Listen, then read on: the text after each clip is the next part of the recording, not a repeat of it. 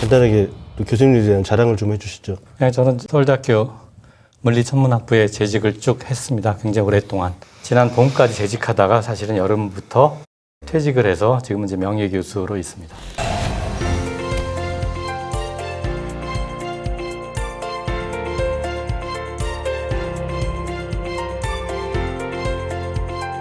(87년부터) 재직을 하셨으면 몇 살 때부터 하신 거예요?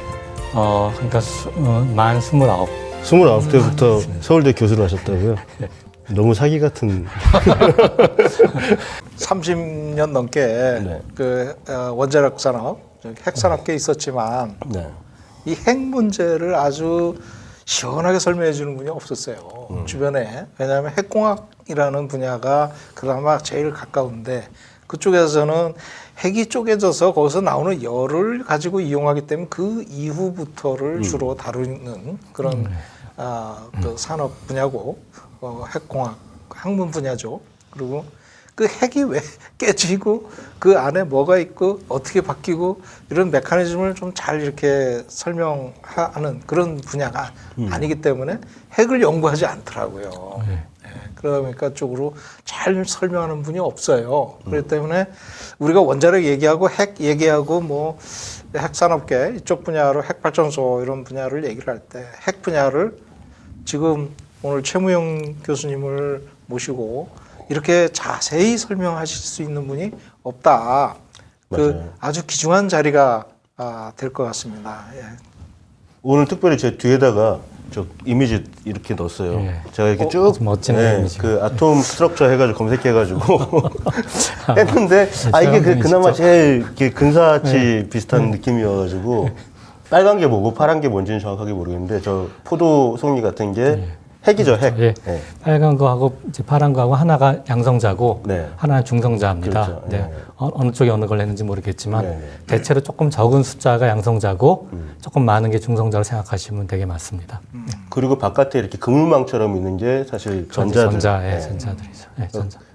엄청 작은 거죠, 전자들은. 그렇죠. 양성자, 중성자에 비해서 굉장히 작고, 그리고 이제 우리가 학교에서 배울 때는 저게 무슨 그 태양 주위를 도는 지구처럼 이렇게 태양계처럼 묘사했는데 실제로는 그렇지는 않다 그러더라고요. 예, 실제로는 이게 돈다고 말할 수가 없죠. 그런 건 아니고. 그리고 또 전자가 이제 굉장히 작은데 사실 양성자나 중성자는 우리가 크기를 말할 수 있거든요. 그래서 전자는 크기를 말할 수가 없습니다. 다시 말씀드리면 크기가 뭐 없다고 생각해도 되는 거고 아주 가장 정확히 말하면 이 속의 내부의 구조가 우리가 현재까지 알기는 구조가 없다. 이제 그렇게 생각할 수가 있는 거죠. 그러니까 사실상 없다고 생각해도 괜찮습니다. 그래서 학교에서 왜 그렇게 가르쳐가지고 평생 그렇게 알고 살다가 죽는 사람도 많을 텐데. 조금 우리가 이제 잘못된 상식을 받아들이게 되면 보통 뭐 물리학이나 이런 부분은 일반인들은 평생 접할 일이 다시는 없죠. 사실 이게 참 중요합니다. 저도 저만 해도 저는 물리학을 전공했지만 저만 해도 사실 고등학교, 중학교, 고등학교 때 배운 물리가 지금까지 계속 오고 있거든요. 그 생각이. 그러니까 처음에 정말 정확하게 좀 잘 배우는 게 참 중요한데 그 점에서 보면 제 생각에는 사실은 교육의 관점에서 보면은 대학교보다 사실 중학교, 고등학교가 훨씬 더 중요하다고 저는 확신을 합니다. 그래서 선생님들이 훨씬 더 교사, 중고등학교 선생님들이 사실 대학 교수보다 훨씬 더 막중한 책임이 있는 거죠. 사실은 과학교육에서도 분명히. 사실 그때 고등학교 때까지 배웠던 물리, 수학, 뭐 국어, 뭐 영어 이런 것들이 평생 살면서 대부분 토대가 되더라고요. 그렇습니다. 뒤에 지금 그림 제가 올려놓은 거 이게 실제의 원자의 모습에 가깝다. 이 정도로 이해하시면 돼요. 근데 저게 그 사진이 진짜 찍은 것 같아요. 아니거든요. 아무튼 그리고 오늘 이제 시작하기 전에 잠깐 안주거리를 제가 준비했어요. 물고 씻고 할 수 있는. 아까 저희 방송 저희 준비하는 중에 윤석열 씨가 국무회의 발언을 했는데 그게 이제 생방송으로 나오더라고요, 점심때쯤에. 그래서 그걸 얼른 캡처를 해서 저희가 그 물고 씹을 수 있는, 물고 뜯고 씹고 맛볼 수 있는 그 부분을 제가 발췌를 했어요. 그걸 한번 짧으니까 잠깐 들으시고 두 분의 의견을 한번 여쭙겠습니다. 한번 첫 번째 것부터 그 원전 얘기 나온 것부터 한번 들어볼게요. 형제국인 UAE와 함께 바라카 원전의 성공을 토대로 추가적인 원전 협력과 제3국 공동 진출도 모색할 것입니다. 이는 탈원전 정책으로 붕괴 위기에 처한 국내 원전 생태계를 빠르게 복원하고 원전 산업이 다시 도약할 수 있는 발판을 마련하게 될 것입니다. 몇 마디 안 되는 문장인데 정말 한 마디도 들어주기가 힘드네요. 이제 사실 어떤 의미에서 보면 주변에 누가 저런 얘기를 많이 해주고 있는지를 분명히 이해를 할 수가 있습니다. 예. 주변에 원자력 사업자가 그냥 뺑 둘러싸여 있는 거예요. 그러다 보니까 사업자적인 그런 얘기만 주로 듣고 그쪽으로 오리엔트 돼가지고 UAE까지 가가지고 UAE는 네. 원전이 그 나라의 그 2030 또는 2050 전략적인 탄소 중립 목표가 원전이 아닙니다. 네. 근데 거기 가서 우리가 저기 원전 생태계를 유지해야 되고 뭐 같이 공동으로 삼국 진출하자, 원전으로 탄소 중립하겠다 이러니까 모양새가 이상해지는 거예요. 이게 어떻게 보면 뇌피셜 같이 원전으로 탄소 중립을 이루겠다 하는 그게 세뇌처럼 아주 딱 된 것 같아요 보니까 어떤 합리적인 사고가 안 되는 거예요. 거기에 대해서 누가 얘기하더라도 질문을 할 수가 있어야 되는데 무조건 철석같이 그냥 믿어버리는 그런 게 아닐까. 좀 안타까운 일입니다, 진짜. 네. 굉장히 전략적인 거예요. 어차피 저 말에 문제를 삼을 사람들은 자기를 찍을 사람들이 아니고 그냥 저 말을 고지고대로 믿을 사람들은 더 이상 알아보려고 하지 않을 거고 아무 말이나 해도 되는 거죠. 그러니까 정치적으로 오리엔티드 되다 보니까 이걸 어떤 합리성을 가지고 들여다보아야 되는데 그냥 오로지 정치적인 측면만 강조를 하다 보니까 저렇게 왜곡된 그 어떤 정보에 접하고 또 사업자적인 그런 이해관계자들의 얘기에 완전히 그냥 매몰된 그런 형태로 보입니다. 예, 안타깝습니다. 네, 뭐 과학자 입장에서 보면은 사실 가장 비과학적인 발언이다라고 저는 그렇게 생각을 합니다. 뭐 더 이상 평이 정말 필요 없다고 느낌이 드네요. 예. 그래서 아니 저는 첫 마디부터 아랍에미레이트랑 우리가 언제부터 형제국이었어요? 갑자기 형제국 이란하고 그렇게 난리를 쳐놓고 또 갑자기 형제국이라고. 네, 저 오타 친 게 아니고 형제국인 UAE와 함께 바라카 원전의 성공을 토대로 네, 옷까지 만드는 데서 저게 자기가 갔다 온 나라 그 이름도 몰라. UAE가 아니라 UAA. 예, 그러니까 이게 유나이티드 아랍에미레이트가 이제 그 정식 국가명이고 보통 우리가 줄여서 아랍에미레이트 아니면은 그냥 UAE라고 하죠. 근데 정확하게 UAA라고 발음을 하잖아요. 정말 이런 부끄러운 대통령을 지금 뭐 외국에 나가 있는 복잡한 상황도 아니고 국무회의 자리에서 자기가 이걸 들고 읽으면서도 저렇게 얘기한다는 게 얼마나 평소에 상식이 없으면 누가 만약에 UAA라고 적어놨어도 그렇게 안 읽어야 맞는 건데 네, 답답합니다. 네. 그 다음 발언이 또 재밌는 발언이 하나 있는데 그거 한번 같이 들어보시죠. 가장 중요한 거는 우리나라의 이 제도를 글로벌 스탠다드에 맞춰야 된다는 것입니다. 그렇게 하지 않으면은 국제사회에 우리가 살아남을 수가 없습니다. 규제, 노동, 이런 모든 시스템에서 이런 글로벌 스탠다드에 우리 제도를 정합시켜 나가지 않으면은 우리나라에 투자도 하지 않을 것이고 또 국제시장에서 우리 기업이 경쟁을 하기가 어렵습니다. 이렇게 우리 제도를 글로벌 스탠다드에 맞춰서 대한민국을 세계 최고의 혁신 허브로 만들어야 되겠습니다. 아니 글로벌 스탠다드가 주당 120시간인가요? 그러니까 지금 노동을 얘기하고 있잖아요. 그러니까. 뭐 그런 것도 떠나서 사실은 이제 그 핵발전만 보더라도 핵발전으로 가는 거는 글로벌 스탠다드에 정반대로 가는 거죠. 그건 그렇죠. 뭐 명백합니다. 네. 뭐 나중에 보여드리겠지만. 예. 에너지 산업 측면에서요. 네. 예. 아니 대선 토론할 때도 아리백이 뭔지 몰랐잖아요. 네. 지금은 아나 모르겠어요. 지금도 지금도 모르니까 모를 저런 말을 지금도- 하겠죠. 지금도 모르겠죠 아마. 네. 이 아리백에 대해서는 어떻게 대응하실 생각입니까? 네. 알리백에 대해서는. 다시 한번 말씀해 주시죠. 알리백. 알리백이 뭐죠? 네. EU 텍소노미라고 하는 새로운 제도가 논의되고 있는데 네. 여기에 대해서 원전 문제를 어떻게 대응하실 생각이냐고요.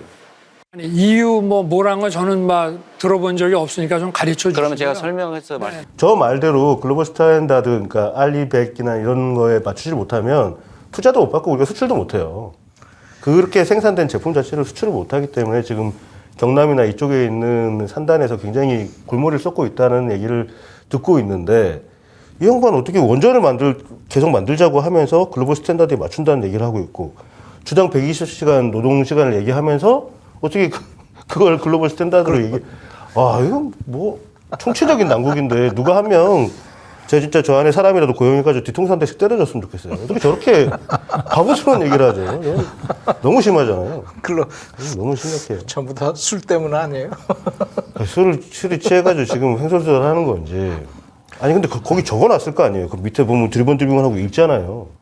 어떻게 저렇게 눈이 얘기를 하지? 침침해져가지고 어젯밤에 아 저걸 라이브로 방송에서 틀어주고 있으니까 너무 심해요. 이게 바깥에서만 새는 줄 알았더니 이제 들어와서도 역시 취해가지고 계속 헛소리를 심합니다.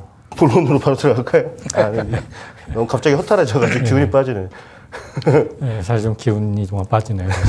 괜히 했나 봐. 예, 이런 걸 이렇게 그 말씀을 드릴 정말 의미가 있는지 현재 군화 상황에서 참. 뭐 어쩔 수 없어. 시민이 똑똑해지는 수밖에. 대통령이 저렇게 멍청하니 우리라도 밸런스를 맞춰야 되니까. 공부해야 됩니다. 네. 오늘 주요 내용이 간단하게 한마디로 어떤 내용인가요? 오늘은 이제 사실 오늘이 마지막을 하려고 합니다. 이제 핵 문제에서. 네네. 그러니까 그동안 뭐 에너지란 게 뭔가, 핵 에너지가 뭔가, 핵 발전을 어떻게 하는가 이제 그런 얘기를 말씀을 드렸고 오늘은 그래서 그러면 현재 핵 발전의 현황이 어떤가 하는 거하고 세계적인 건 사실은 이제 제가 보기에 아마 이정현 대표님께서 저보다 더 잘 아시고 그래서 그건 가능한 한 좀 빨리 지나가고 앞으로의 전망을 약간 이제 그 과학자, 물리학자의 관점에서 뭐 그걸 조금 말씀드리는 걸로 마무리를 할까 뭐 그렇게 생각하고 있습니다. 네. 딱 들어도 어려울 것 같은 느낌. 아니 오늘은 이제 어려운 얘기는 정말 없고 네, 네. 아주 쉬운 이게 누구나 다 이해할 수 있는 그런 얘기가 될 겁니다. 다 이해하실 수 있는. 예, 그렇다고 하십니다. 서울대 물리학과 교수님께서.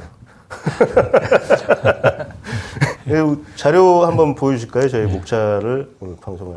예, 지금 이게 제가 사실 이제 말씀드리려고 준비했었던 이제 크게 이제 4가지로 나눴는데 이 중에서 그 위에 3가지는 이제 그동안 말씀을 드렸습니다. 오늘 이제 마지막으로 핵발전의 현황과 앞으로의 전망 이걸 좀 간단히 말씀을 드리려고 생각을 하고 있습니다. 그래서 이거는 방금 말씀드렸듯이 현황은 상당히 이제 아마 이정현 대표님께서 그동안 뭐 여러 차례 한 2년에 걸쳐서 말씀하신 거에 좀 중복도 상당히 있을 것 같아서 뭐 가능한 한 빨리 좀 지나가고 뭐 전망 이런 거를 이제 가능하면 좀 물리학자의 관점에서 조금 말씀을 드려볼까 생각을 합니다. 이제 현황과 전망을 좀 이제 말씀을 드리겠습니다. 먼저 간단하게 이렇게 다 많이 아마 들어보셨을 거라고 생각합니다만 그동안 그 핵발전소, 세계적으로 핵발전소의 사고일지만 중요한 것만 좀 말씀을 드리겠습니다. 제가 보기에는 맨 처음에 일어난 건 역시 영국이었는데 영국이 제일 먼저 상업적으로 핵발전을 시작한 나라입니다. 콜드홀 발전소라고 불렀는데 이제 그거를 이제 윈스케일이라는 지역에서 처음으로 역시 사고가 났고 1957년에 그래서 흥미롭게도 사고가 난 후에 그 지역 이름을 젤라필드라고 바꾼 걸로 알고 있습니다. 아예 57년에 사고가 나서 이제 화재가 났는데 이게 사실은 이제 핵발전이라고 하는 게 앞에서 지난 시간에 말씀드렸습니다만 사실 핵무기 하는 거하고 사실 동전의 앞뒷면입니다. 저기 실제로 핵무기를 만들기 위한 플루토늄 생산한 중에서 사고가 난 걸로 알고 있고 방사에 노출이 됐는데 대개 750조 베크렐이 누출됐다고 알려져 있습니다. 주로 요오드 형태로. 750조. 예, 그래서 뭐 상당한 양이죠. 근데 인명 피해가 얼마인지는 사실 이제 통계가 없어서 당시 즉시 뭐 그런 나당은 없지만 아마 뭐 당연히 이제 암 발생이 높아졌을 거라고 저는 생각을 합니다. 네, 그런 건 통계가 없어서 알려지지 않았습니다. 그 다음으로 사고 난 것이 이제 유명하게 이제 미국에서 상당히 여러 차례 났지만 그 중에 가장 큰 거는 Three Mile Island라고 하는 데서 1970년에 사고가 나서 이른바 이제 멜트다운, 노심 융용이 직전까지 가서 방사선 누출이 상당수 됐습니다. 근데 역시 인명피해는 알리지 않아서 어떻게 되는지 알 수가 없습니다. 그래서 이 두 가지 있고, 그리고 나서는 이제 가장 크게 알려진 것이 다 아시다시피 옛 소련에서 물론 여러 차례 있었는데 그걸 이제 당연히 뭐 정보 통제돼서 알려지지 않았지만 핵심적으로 크게 난 것이 다 아시는 체르노빌 사고죠. 보시다시피 1986년에 사고가 났는데 이건 그야말로 정말 폭발을 했죠. 아예 핵반응으로 폭발해서 뭐 당연히 노심 융용 이제 난도가 내려서 멜트다운 됐고, 방사선 누출이 그때 통계는 대개 10에 19승 베크렐이라고 하니까 이거는 뭐 우리가 셀 수가 없는 양이죠. 저 뭐라고 읽는 단위가 있나요? 10에 19승이니까 사실은 이제 우리가 10에 10승이 100억이 되고 뭐 쭉 나가서 조, 경, 해 뭐 이렇게까지는 아는데 해까지 그다음에 다시 있습니다. 더 있는데 한자로 맨 끝에 극까지 있는데 그렇지만 사실 조, 해 이후로는 안 쓰기 때문에 뭐 사실 모르죠. 사실은.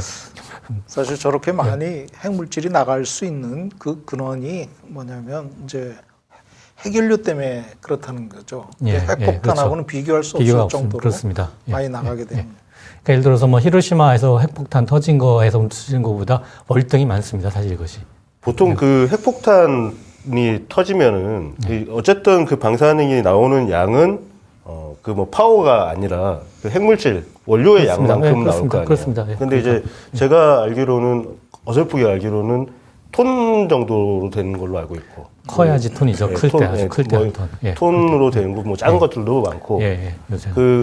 처음에 이제 나가사키에 떨어졌던 그게 한 1톤 정도 그렇게 톤 되는 걸로. 톤 단위입니다. 그렇게 되는데 지금 15킬로톤 정도. 근데 지금 이제 우리가 말하는 핵발전에 쓰이는 연료들은 그거보다 훨씬 많죠. 훨씬 많습니다. 물론. 그렇기 때문에 당연히 이제 핵발전소에서 나오는 핵 그 방사능 물질의 양이 훨씬 더 많을 훨씬 더 수밖에 많죠. 없습니다. 그래서 뭐 체르노빌의 경우에 인명피해가 직접 즉시 거기서 즉사한 분이 뭐 64시라고 알려져 있는데 그 후에 이제 여러 가지 이유로 암으로 사망한 분이 최소 4만이지만 실제로는 100만을 넘을 거라는 추정이 많이 있습니다. 그래서 알려지지가 않으니까 알 수가 없습니다, 사실은. 그다음에 이제 일본도 뭐 굉장히 많았죠. 뭐 토카이나 몬주 이런 데 많이 났지만 역시 핵심적인 건 뭐 너무나 우리가 잘 아는 2011년에 이제 후쿠시마하고 여기 인명피해가 얼마일까 하는 거는 이제 조금 이따 말씀드리겠습니다. 뭐 하나도 없다고 뭐 그런 주장도 있는데 심지어. 그리고 한국은 어떻게 됐느냐? 뭐 여러 차례인데 대략 한 760번 정도 일어났다고 알려져 있습니다. 이제 뭐 고리, 월성, 울진, 영광 다 일어났죠, 사실은. 뭐 이건 조금 이따 말씀을 드리겠습니다. 근데 저 지금 나와 있는 민스케일이나 스리마일 아일랜드, 체르노빌, 후쿠시마는 이게 원전 사고 등급이 있더라고요. 그렇습니다. 이게 9등급인가요, 저게? 7등급이죠. 7등급? 중대사고라고 봐야죠. 중대사고, 핵물질이 녹는 사고가 일어난 거고 3대 중대사고라 그러죠. 그 중에 이제 저 TMI는 한 7등급 정도 되고 체르노빌하고 후쿠시마는 9등급까지 올라가고 그다음에 저희 우리나라는 이제 뭐 1등급, 2등급 뭐 이 정도 작은 사고지만 꽤 많다 이렇게 보시면 되겠습니다. 그래서 이제 방사능이 왜 문제가 되느냐? 우리가 이제 대기에 이제 떠다니는데 방사능이 이제 누출이 되면은 결국은 이제 뭐 지표에 떨어지게 되죠. 비가 오거나 뭐 아니면 이제 결국은 떨어지면 식물과 동물에 이제 당연히 이제 이게 포함이 됩니다. 그럼 사람한테 들어오게 되죠. 물론 음식물로 들어오기도 하고, 그 다음에 호흡, 사람이 숨 쉴 때 들어오기도 하고, 그래서 사실 검출기는 굉장히 낮게 나올 수 있는데, 대기에 재면은. 그렇지만 이게 이제 점차 농축이 되기 때문에 뭐 억배로 농축될 수가 있는 거죠. 그래서 여기 보시면 이제 그림을 뭐 흘게 보시면 이게 대강 이제 여러 가지 이렇게 그 간단하게 스케치를 해놨는데 어떻게 되나 하는 거를. 근데 이제 핵심이 이미 지난번에 말씀을 드린 것 같습니다만 여기서 가장 이제 문제가 되는 물질들이 뭐 굉장히 많지만 그 중에 예를 들어서 칼슘 같으면은 이게 버섯에 굉장히 대슘이 된다고 알려지는데 왜 그러나 하는 거는 사실은 이제 이게 칼륨, 뭐 영어로는 포타슘이라고 합니다만 그거랑 비슷하고 그 다음에 이제 스트론슘이라고 하는 거는 칼슘과 비슷하기 때문에 뼈에 농축이 되고 그 다음에 이제 폴로늄은 이제 담배 문제가 되는데 그거는 이제 설파 이렇게 황하고 이제 뭐 비슷하기 때문에 이 담배에 농축이 된다 알려져 있습니다. 이것이 지난 시간에 우리가 그 주기율표 혹시 기억을 하시면은 여기 주기율표를 한번 보시면은 자 이게 지난번에 이제 보여드렸던 건데 여기 보시면 자, 여기 빨갛게 하는 거가 보이시나요? 이게 맨 왼쪽에 보시면 K라고 쓴 것이 칼륨이고, 거기 두 개 아래 내려가시면 이제 세슘, CS가 있는데, 그 둘이 같은 족이어서 예, 같은 족이기 때문에 결국은 제일 바깥에 있는 전자가 두 가지 다 한 개밖에 없습니다. 그래서 화학적 성질이 아주 비슷하거든요. 화학적 성질이. 그러니까 따라서 뭐 농담처럼 말씀드리면 버섯은 이제 칼륨이 많아서 굉장히 칼륨은 우리 몸에 필요한 영양 물질입니다. 이거 미네랄 중요한 미네랄이라서 원래 버섯이 좋다는 게 칼륨이 많아서 좋은 건데 거기에 이제 세슘 방사능이 들어가면 뭐 쉽게 말씀드리면 버섯이 세슘을 칼륨인 줄 알고 다 이렇게 다 이제 자기가 많이 이렇게 농축을 시키는 거죠, 자기 버섯 안에. 그랬구나.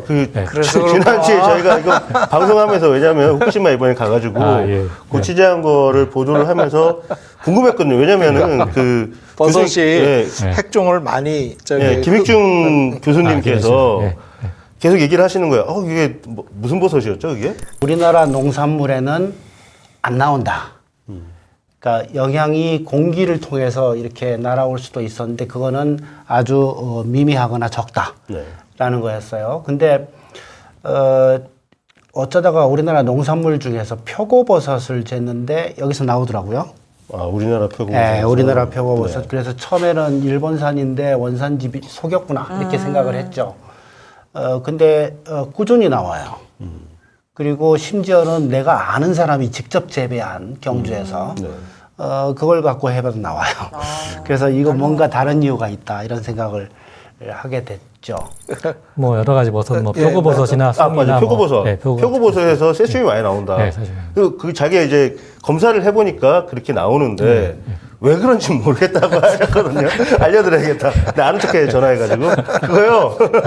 그 다시 한번 보여주세요. 주기율표. 조기 같아서. 그래서 여기 고기 한번 확대해서 한번 보여주세요. 맨 왼쪽에 칼륨하고 K, 그다음에 CS, 세슘 그러니까 같은 족입니다. 같은 족이라서 칼륨, 세슘이 한 줄에 있는 것들은 같은 족이 있다면 둘 다 전자가 제일 바깥에 있는 전자가 하나밖에 없기 때문에 화학 반응을 거의 똑같이 합니다. 같이 특성이 비슷하기 때문에 얘가 그걸 먹는 거구나. 그것도 바로 옆에 보시면 거기 칼륨 옆에 CA가 칼슘이거든요. 칼슘. 우리 뼈의 가장 중요한 성분이죠. 칼슘이 없으면 우리가 몸이 안 되는데. 그래서 그 밑에 스트론튬이 바로 스트론튬이 바로 아래 있기 때문에 둘이 같습니다. 화학적 성질이 거의.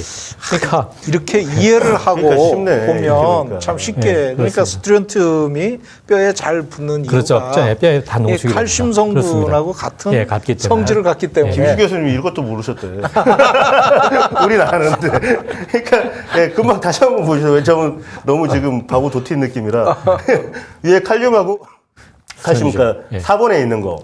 그 밑에 칼륨 밑에 있는 게 세슘 방사능 물질이고. 그리고 칼륨 밑에 있는 게 칼슘 밑에 있는 게 스트론튬이라고 뼈에 붙는 방사능 물질이에요. 근데 저기 이제 같은 라인에 있는 애들은 같은 화학적 성질을 가졌기 그렇습니다. 때문에 그렇게 되는구나. 그래서 이제 칼륨이 이제 세슘이 버섯에 잘 붙는 이유고. 그렇습니다. 그다음 폴로늄은 어떻게 되나요? 오른쪽 쪽 가시면 조금 가볼까요? 거기서 저기죠. 어디나요? S라고 거기 초록색 보시면 저 오른쪽 끝에. 황흑 같은 족이네요. 그렇죠. 거기 아래로 쭉 내려가시면 PO가 있거든요. 폴로늄. 그래서 담배를 피면 황 냄새가 많이 나요. 그래요? 네, 여기 있네. 여기 설파, 그러니까 황이 있고 그 아래 이제 폴로늄이 있어서. S가 황이구나. 담배는 이제 담배 폴로늄 농축이 되는 이유가 담배 자체가 그걸 이제 황하고 사실은 이제 폴로늄이라는 게 지금 추정컨대는 인산비료에 폴로늄 성분이 조금 있다고 알려져 있습니다. 조금 있는데 그걸 담배에 농축이 되는 거죠. 인산비료는 그렇게 많지는 않지만 담배에 농축이 돼서 황으로 생각하고 농축을 하는 거죠. 담배를. 그래서 담배를 피시면 이제 저 감독이 담배를 많이 피신다고 들었는데 꼭 끊으셔야 돼요. 아니에요. 저 지금 끊은 지 2시간 그러면 됐습니다. 반드시 끊으셔야 돼요. 그러면 이제 비료를 주면 담배가 특히 폴로늄 같은 거를 많이 흡입을 농축을 해가지고 그렇죠. 식물 내에 그 폴로늄이 농축이 되어 있는 상태에서 이걸 말려가지고 담배를 만들면 폴로늄이 이제 들어가. 남아있는 담배 농사 짓는 걸 한 번 딱 본 적이 있는데 담배 그 경작을 할 때 농약을 되게 많이 쳐야 된다고 그러더라고요. 농약을 많이 치겠죠. 벌레가 엄청나게 끓는데요. 그래서 그거를 이제 제가 피고 있구나. 체르노빌 핵사고에서 방사능 오염 지도입니다. 유럽에 보시면 거기 이제 그 방사능 농도, 그 오염 농도에 따라서 빛깔을 다르게 하긴 합니다만 거의 전 유럽이 다 퍼졌다는 걸 지금 보시면 금방 알 수가 있죠. 그렇죠. 다 전 유럽에 다 퍼졌다는 거. 심지어 북유럽, 스웨덴, 노르웨이 같은 데도 다 상당한 오염이 됐다는 거. 저기 볼 수 제일 있습니다. 가운데 쪽에 빨간 데가 거기가 이제 체르노빌이죠. 그렇죠. 예, 그렇습니다. 체르노빌에서 네, 지금 체르노빌. 폭발이 된 게 한 개가 폭발한 거죠. 한기 예. 한 개가. 2호기 그러니까 하나만 폭발을 했는데 이 체르노빌 다큐 한번 보시면은 그게 이제 잘 묘사가 돼 있어요. 뻥 하고 터지면서 파란 불빛이 하늘을 쫙 치솟습니다. 그래서 그 마을 주민들이 다 다리 곁에 나와가지고 구경을 해요. 근데 거기 이제 하나가 터진 것 뿐인데 이제 전 유럽이 유럽이 다 그렇습니다. 예. 거기 보시면 이제 그 위쪽이 벨라루스가 굉장히 많이 이제 치명타를 입었다는 걸 보실 수가 있죠. 사실은 벨라루스는 다른 나라지만 홀로 날아가서 네, 그걸로 많이 날아가서 제일 가깝죠, 사실 그 네, 바로 북쪽에 네, 바로 있습니다. 북쪽에 북쪽에. 있는 데라서 저게 이제 체르노빌 원자로가 터졌을 때 그때 바람이 어떤 방향으로 네, 불었느냐 그렇습니다. 이제 네, 그게 나오는 네, 거죠. 그렇죠. 그 이때 그 체르노빌 원전에 그 2호기에 들어가 있던 양이 얼마나 되나요? 원료 양이 혹시 그 나와 있는 자료가 있나요? 저게 네. 우리나라 저기 고리 1호기 정도 수준 되는 그 해결료가 들어가 있는 거죠. 그럼 그게 얼마 정도가 되는 거예요? 그게 140다발 정도 되는 거예요. 아 교수님 저희 그거 있어요. 원료 원자로 있어요. 원료 아니 원자로 말고 원료 해결료, 있어요. 해결료. 해결료 있어요. 가져올게 잠깐 기다리세요. 그걸 어디서 저기 이정희 대표님이 주워 오셔가지고 그러니까 그거 주소 오신 거 보면은 저 우리나라 핵 연료 관리가 전혀 안 되고 있다는 겁니다. 그러게 아무나 이렇게 다 이게 저 지금 실물은 처음 봅니다. 네, 이게 지금 핵 연료 다발이거든요. 이게 중수로에 들어가는 37핀 그러니까 해결료봉이 37개인 해결료입니다. 이게 핵연료가 들어있을 때도 20kg인 거죠. 지금 똑같아요. 똑같이 무게를 맞춰놓은 거죠. 다만 우라늄만 없는 네, 거예요. 그러니까. 납으로 채우는 거죠. 네, 이거 바깥에 이게 지르코늄. 제일코늄, 네, 제일코늄. 지르코늄이 들어가 있고 이게 실제 핵연료예요. 그 안에 있는 우라늄만 우리가 빼놓고 빼놓고. 우라늄 저기 그러면 짱박아놨습니다. 어디 갔나요, 우리? 저기 넣어놨어요. 금고에 넣어놓고 네, 우라늄만 없는 실제 핵연료 다발입니다. 이게 이제 쭉 들어가는 거죠. 이게 보통 그러니까 고리 원전 같은 경우 몇 다발 정도? 이제 저기 중수로, 월성. 중수로에 월성. 네. 여기 이제 중수로가 600메가와트짜리니까 한 조금 더 이제 출력이 높아서 750메가와트 정도 나와요. 네. 근데 이게 몇 개가 들어가냐면 한 채널에 12개가 들어갑니다. 한 채널에 12개. 네, 그러면은 12개가 채널이 380 채널이에요. 380. 380 채널.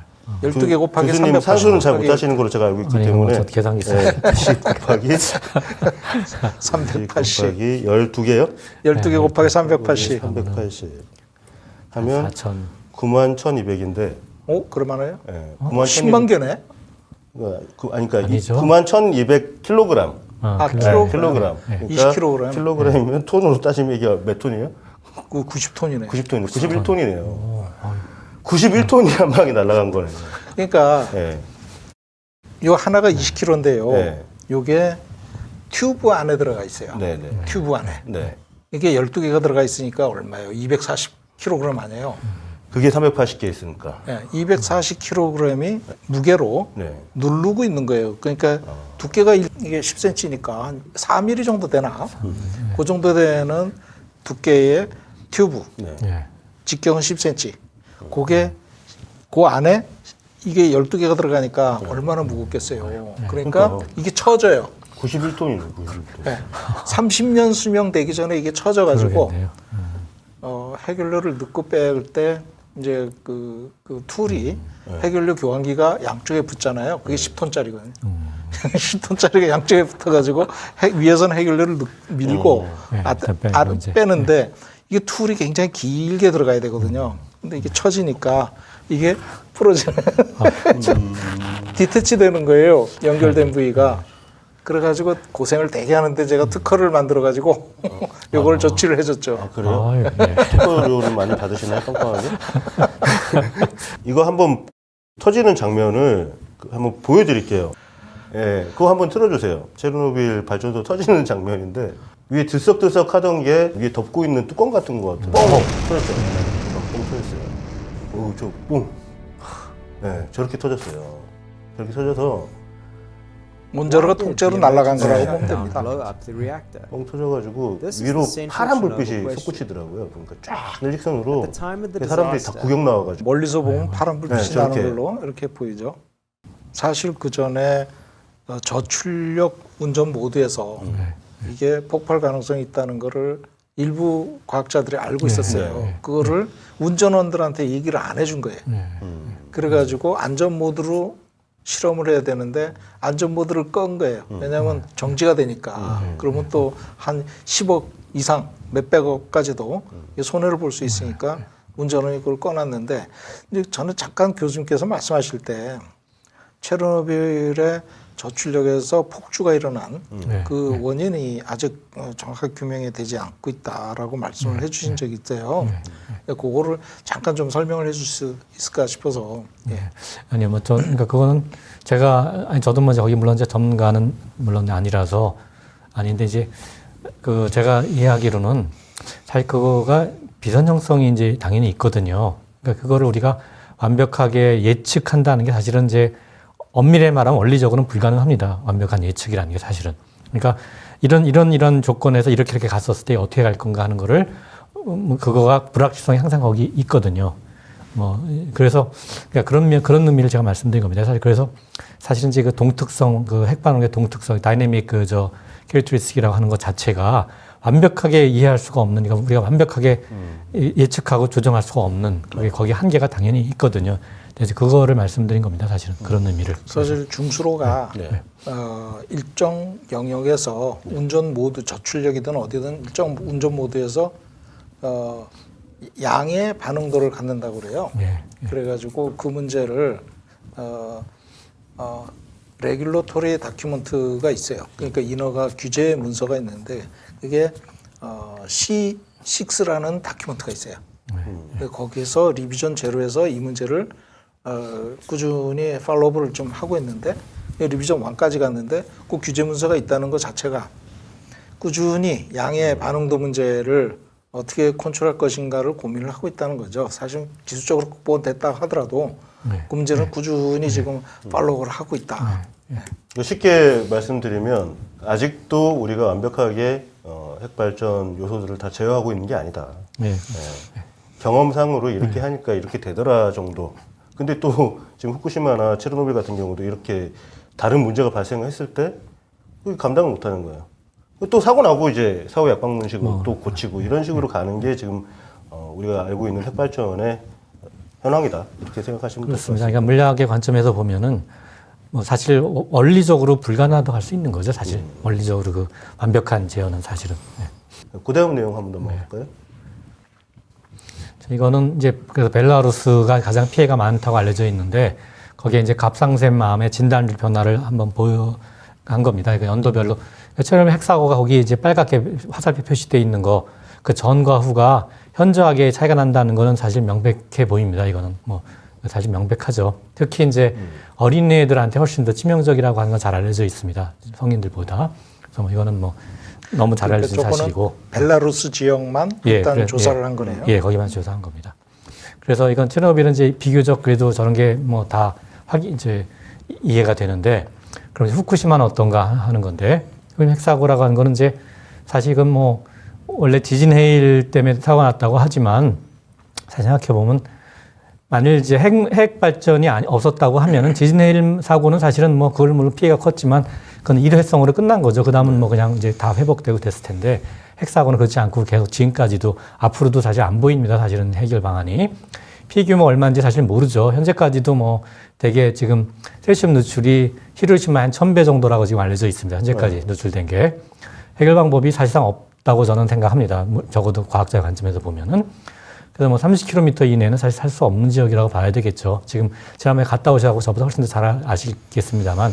그리고 뭐 이게 후쿠시마 근처뿐만이 아니라 뭐 대기나 토양이나 바닷물 이런 거 보면 거의 전 지구적이죠. 현재 뭐 그 바닷물 그 오염된 이제 물이 지금 130만 톤이라고 알려져 있는데 이걸 방류하겠다고 지금 하는 거죠. 사실 그렇죠. 올해 봄에 방류하겠다고 하는데 참 어떤 결과가 나올지 사실 참 상당히 좀 우려스럽습니다. 사실 실제로 인명 피해가 얼마인지는 알 수가 없습니다. 뭐 당시 뭐 0이라고 주장하는 사람도 있고 1368이라는 설도 있는데 사실 자살한 분이 1648명인데 이분도 사실은 후쿠시마 색사호 때문에 죽은 거죠. 자살한 분도. 자살이요? 예, 자살한 분들.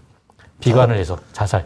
그러니까 대규모 이런 그 재난이 오면 네. 거기에 대해서 심리적으로 극복을 못하고 자살을 하는 사람들이 그래요? 굉장히 많이 생겨요. 그래서 그거를 취급하는 어떤 의학 분야가 있더라고요. 저는 저건 처음 알았네요. 1648분이 분이 자살을 하셨는데 와. 그분도 사실 후쿠시마 때문에 돌아가신 거라고 봐야 되는 게 맞는 그렇죠. 거죠, 분명히 사실은. 그래서 앞으로 뭐 암이나 이런 거 전체를 얼마일지 모르는데 뭐 100만에 이를 거라고 하는 이제 추정도 있고 뭐 아무도 모릅니다, 사실은 이건. 그리고 폐쇄 비용이 얼마 될지 아무도 모르는데 뭐 200조 이상이 될 거라고 좀 추정하지만 아무도 모르죠. 피해 보상이 얼마일지도 모르는데 최소라고 생각하면 149조라고 최대라면 1,400조라고 지금 생각을 합니다. 저것 모르는 때문에 거죠. 방류하는 거 아니에요? 네, 그렇습니다. 저것 때문에 사실.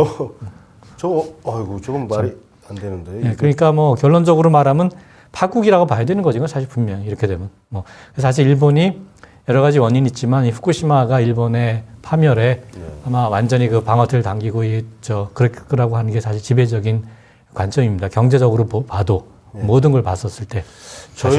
저희가 이제 그 방송하기 전에 그 교수님하고 저하고 딱 그 의견이 맞는 부분이 뭐냐면 일본은 후쿠시마 때문에 아마 국가 자체가 소멸할 거다. 그렇게 보고 있고 그 소멸을 막기 위해서 아마 한반도에 전쟁을 일으켜서 저도 그게 가장 우려가 되는 저게 한반도로 들어오지 않을까. 일본이 뭐 교두보 삼아서. 그리고 마침 지금 분위기 잡고 있잖아요. 윤모 씨가. 그래서 그걸 굉장히 우려하고 있는데 저도 이제 한참 그 생각을 하고 있었는데 교수님도 오셔서 같은 말씀 하시더라고요. 제 말은 못 믿으셔도 교수님 말씀은 신빙성이 있지 않습니까? 네. 이게 이제 일본의 토양 오염 문제인데 과거, 현재와 미래입니다. 이건 2011년 사고 직후의 오염 모습을 보여주는 거고 가장 왼쪽은 가운데는 2019년이고 그다음에 이제 가장 오른쪽은 2031년의 예상입니다. 보시다시피 2031년 거의 앞으로 10년 지나도 별 차이가 없는 거 보이시죠? 오염 상태가. 그러니까 이거는 몇십 년 만에 해결될 수 있는 게 전혀 아니기 때문에 지금 아까 말씀하셨듯이 저는 이거 못할 거라고 봅니다. 가망이 없다고. 후쿠시마 해결은 사실은. 이거는 이제 후쿠시마 근방의 식품 방사능 오염을 보여준 겁니다. 이건 이제 다 아시니까 지나가겠습니다. 다만 거기 빨갛게 쓰신 걸 보면 그게 송이버섯. 네, 송이버섯들인데 얼마나 이제 심각한지 볼 수가 있는 거죠. 교수님 그 밑에 거는 뭐예요? 다 버섯, 아마 한자를 전부 다 몰라서 버섯. 가지고 글자가 작아서 잘 안 보여서. 네, 전부 다 버섯입니다. 세 가지가 다. 버섯이 다 좀 핵심적으로 가장 크다는 거. 연어버섯이라는 것도 있구나. 네. 버섯들이 지금 버섯들이 엄청나게 올라갔네요. 네. 그다음에 또 한 가지 이제 지표가 내부 피폭이 얼마나 됐냐 하는 건데 이제 오줌의 세슘 농도를 조사한 데이터가 있더라고요. 네. 이게 오줌이요? 네, 오줌. 사람 몸에서, 네, 사람 몸에서 나온 거를. 네, 두 가지가 이제 왼쪽과 오른쪽에 오른쪽은 서부 일본에라서 이제 후쿠오카니까 이거는 사실 거의 안전지대라서 거기는 17명을 검사하니까 전부 다 불검출, 아무것도 안 나온 거죠. 오줌의 세슘이. 이게 정상인 겁니다. 세슘은 방사능 물질인데 이제 이거는 인위적인 거니까. 근데 왼쪽을 보시면 이게 미나미 소마라는 지역이라는데 이게 후쿠시마에서 아마 30km 정도라고 합니다. 거주하는. 여기에 101명을 수검한 중에 불검출은 불과 19명이고 19%가 불검출이고 나머지 뭐 한 80명에서는 전부 다 세슘이 나온 거죠. 보시다시피 이렇게 굉장히 많이 나온 분도 적지만 있고 하여튼 전부 다 검출이 돼서 세슘이 검출된 거는 이거는 한 48분 정도는 엄청 많이 나오셨어요. 예. 그러니까 이거는 그러니까 명백하게 방사능 후쿠시마 때문에 나온 거거든요. 명백하게. 근데 저거는 오줌으로 이제 측정을 한 거니까 실제 체내 피폭은 더 많이 돼 있을 수 있는 그렇죠. 그 중에 일부가 이제 일부가 나온 걸 본 겁니다. 네, 그렇습니다. 미나미 소마 저희 가시지 않으셨어요? 예, 저서 어슬렁어슬렁. 오줌 한번 서면 검사를 한번 하셔야 될 것 같은데. 무슨 일이 아닌데. 참. 우리 최 감독님이 보내줘가지고 가서 어슬렁어슬렁했습니다. 전 이제 갈 수 있어요. 이제는 갈 수 있는데. 이제 이제 풀렸습니다. 다행이네요, 그래도. 안 가려고요. 어떻게 아주 잘 됐네요. 아주. 그러니까 국가가 저를 지켜줬습니다. 그다음에 이거는 이제 독일 데이터가 있어서 한번 제가 이제 말씀드리는데 사고랑 관계없이 정상 가동일 때입니다. 독일에서 사고가 한 번도 안 났으니까 핵발전소 주위에 이제 거주자가 암 발병률이 얼마나 다른가를 독일에서 조사한 아주 상세히 조사한 사례가 있습니다. 네. 그래서 핵발전소 인근의 그 소암에 대해서 역학 연구를 한 것이 있는데 오, 굉장히 중요한 자료. 예, 아주 중요한 자료입니다. 그래서 이게 15 핵발전소 인근에서 무려 1633사례를 취집을 한 겁니다. 네. 20년에 걸쳐서 굉장히 아주 엄밀하고 아주 그 굉장히 폭넓고 아주 자세한 조사를 한 건데 이 놀랍게도 여기 결과를 보면은 정상 가동한 핵발전소입니다. 네. 핵발전소에 5km 이내 거주한 사람 어린애 암 발병률이 50% 이상 증가했다는 것이 결론입니다. 그러니까 정상 가동할 때입니다. 이거는 사고가 안 나서. 암 발병률이니까. 네, 발병률입니다. 암의 발병률. 그 발병률이라는 거는 건강한 사람이 나머지 46%라는 얘기인가요? 아닙니다. 아니죠? 그러니까 다른 지역에 이제 그 핵발전소에 멀리 있는 지역, 관계 없는 지역 네. 어린애들하고 핵발전소 근처에 사는 어린애들을 비교했었을 때 네. 핵발전소 사는 근처에 사는 어린애들이 그 멀리 있는 어린애에 비해서 50% 이상 더 암이 많이 생기더라 그런 뜻입니다. 그러니까 발병률이. 타 지역에서 네. 암 발생률이 10명이다 그러면 네. 5km 이내는 15명이 그렇죠. 되는 그런 뜻입니다. 네. 이거는 분명하게 유의미한 통계적으로 분명히 유의미한 결과입니다. 그러니까 정상 가동을 하더라도 문제가 있다는 거죠. 사실은 정상 하더라도. 어떤 사고가 없는 상태인데도 예, 그렇습니다. 월성원전 바로 옆에 있는 마을이 나알이라고 있잖아요. 나알이라는 마을이 있는데 그 나알이 마을에 제가 듣기로는 중학생 두 명이 백혈병으로 네, 예. 사망했다라고 얘기를 들었거든요. 그렇습니다. 이제 우리나라는 어떨까 하는 게 이제 문제인데 한국에서는 이걸 조사를 한국의 핵심적이었던 게 여러 해 전에 영광 핵발전소 근무자의 가족이 2차례가 사산을 했는데 내거 없이 태어난 아주 치명적인 기형이 2번이나. 참고로 1989년이면 예, 89년. 영광 핵발전소가 처음 막 가동한 지 몇 년 안 되는 이내의 시기입니다. 저 때가. 그 무슨 의미냐면 저쪽에서 작업하는 일반 작업자들, 특히 관리자도 마찬가지예요. 네. 방사선 관리를 하는 사람들이 경험이 없는 거예요. 예, 그렇습니다. 예, 맞습니다.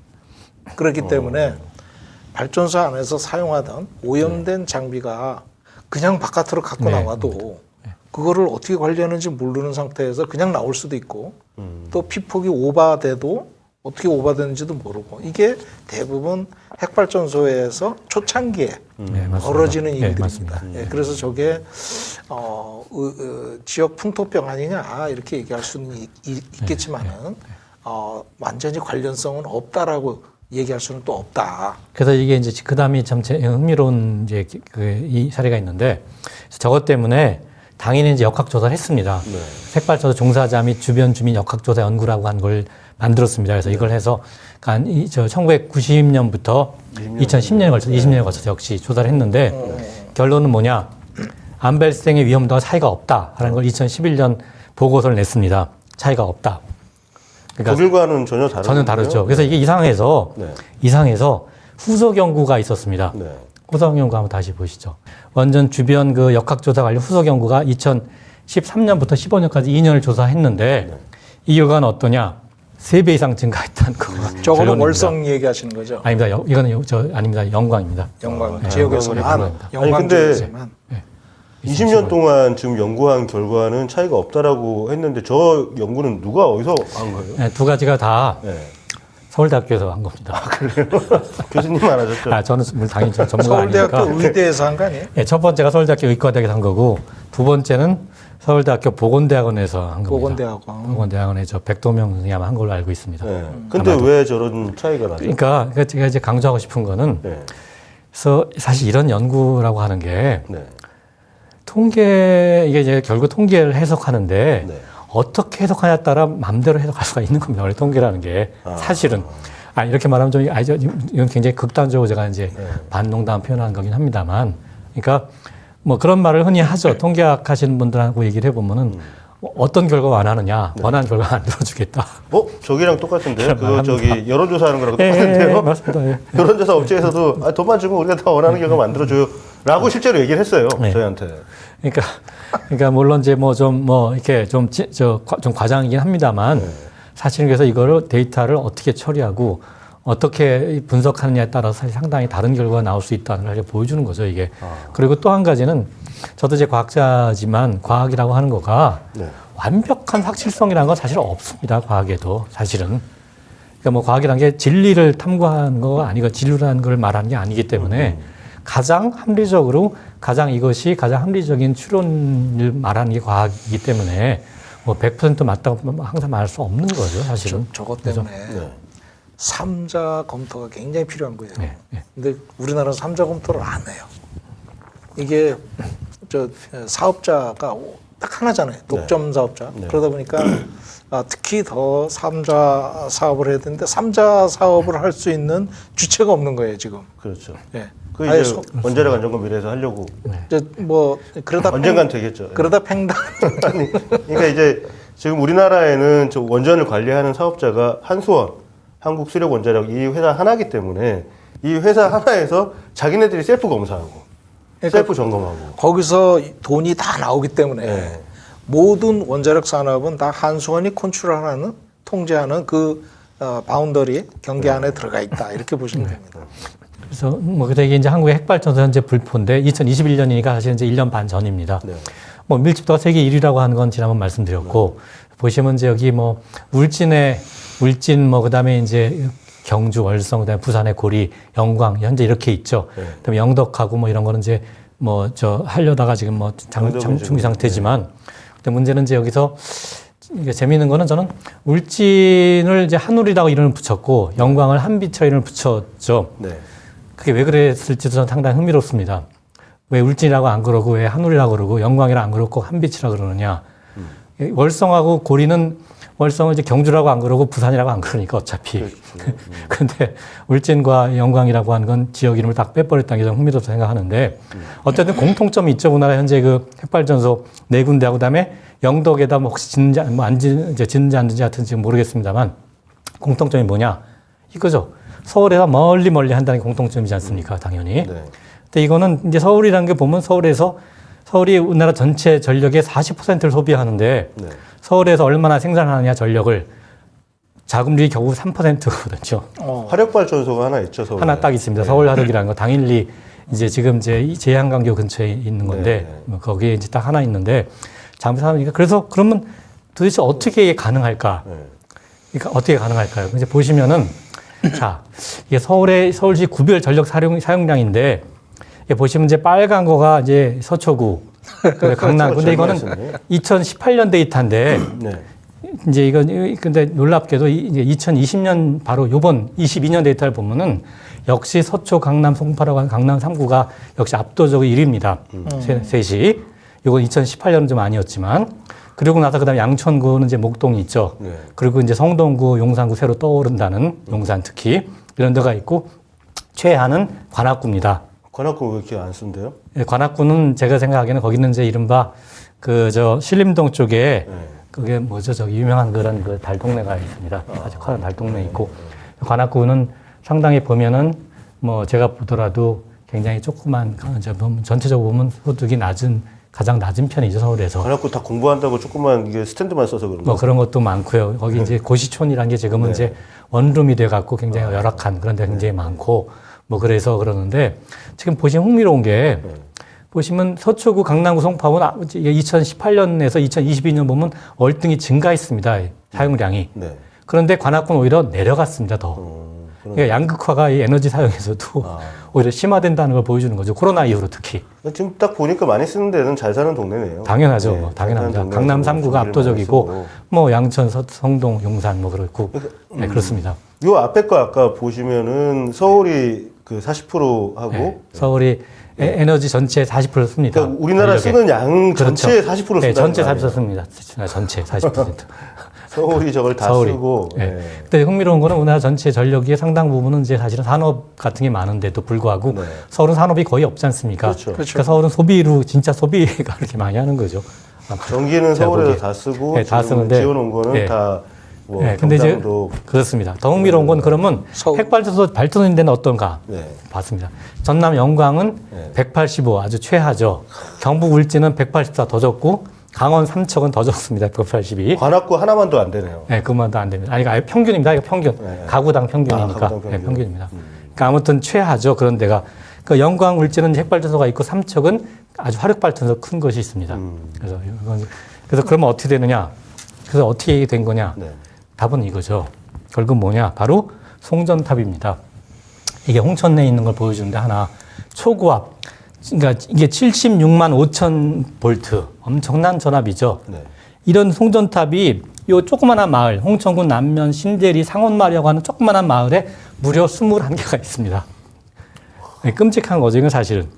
근데 전국에 송전탑이 몇 개 있느냐, 이제 봤더니, 제가 데이터를 한번 봤더니, 여기 초고 송전탑이 21개인데 보니까 무려 42,577개가 있는데, 네. 66,000부터 76만 5천까지 그 중에 초고압 송전탑 몇십만 킬로볼트를 하는 것이 몇십만 볼트를 하는 게 보시다시피 강원도가 대부분이죠.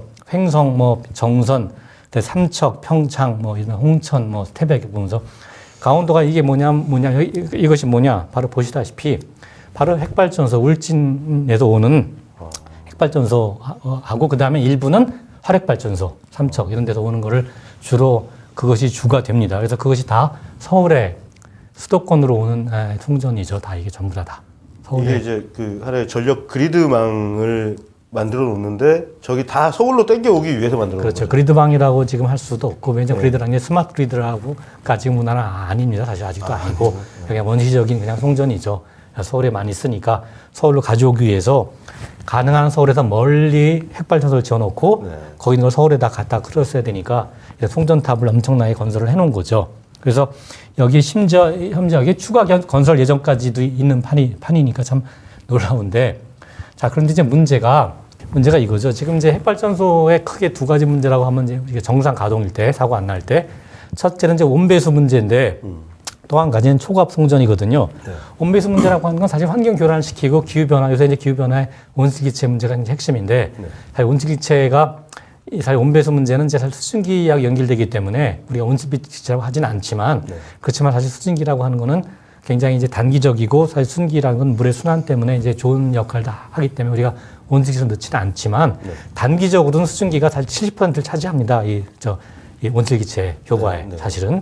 근데 이제 온배수 문제라고 하는 건 사실 핵발전소에 굉장히 국소적으로 온배수 문제가 심각하기 때문에 이건 상당히 사실은 이제 보통 우리가 지구 전체의 수증기에 비해서 굉장히 국소적인 영향을 아주 심각하게 주기 때문에 사실 문제가 상당히 될 수가 있습니다. 물론 환경교란 문제는 말할 것도 없거니와. 그 다음에 초고압 송전 문제는 지금 보시다시피 국토를 파괴하고 뭐 이게 굉장히 이제 원거리 송전을 해야 되기 때문에 굉장히 높여야 되거든요. 전압을 무지하게 높여야 되기 때문에 여러 가지 문제가 생기죠. 아주 끔찍하기도 하고 참 여러 가지 문제가 생기는데 제가 보기에 해결 방안이 있습니다. 여기에 대해서. 두 가지를 다 한 큐 해결할 수 있는 방안이 있거든요.